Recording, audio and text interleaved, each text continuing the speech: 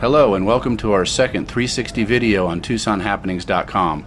This video was captured in 360 degrees, which means you can look in all directions by swiping the screen all over.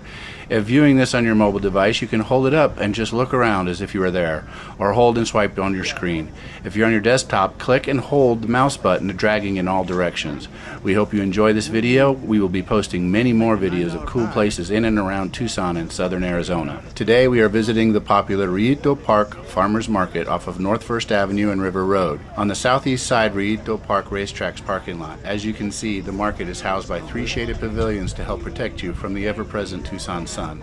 Every Sunday, 9 a.m. to 1 p.m. November through April, and 8 a.m. to 12 p.m. May through October, featuring local farmers and merchants offering everything from food, produce, and plants to furniture and fresh roasted green chilies.